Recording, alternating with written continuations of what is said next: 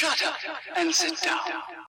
तो चलिए आइए अब हम लोग पढ़ते हैं 27.9 capitalism, socialism and inequality.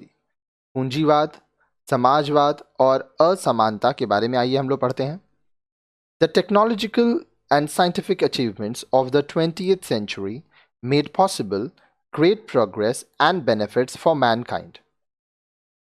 Possibilities are there for sustaining the entire world population and for improving the standards of life for all people. Yet, globalization and economies of scale have only widened the gaps between the haves and the have-nots. 20वीं शताब्दी के तकनीकी तथा वैज्ञानिक उपलब्धियों ने महान प्रगति तथा मानव जाति को लाभ पहुंचाया।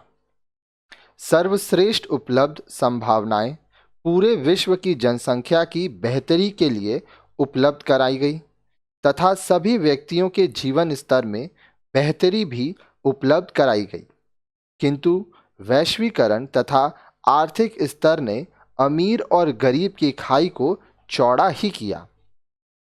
Socialist societies, with all their drawbacks, had been able to create more equal societies without the huge gaps that we have seen between the rich and the poor in capitalist countries.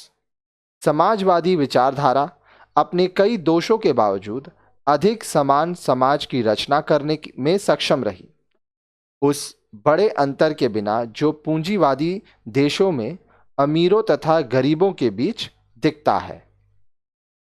After the collapse of socialism in the Soviet Union and Eastern Europe, the capitalist states everywhere have unleashed massive cuts in welfare.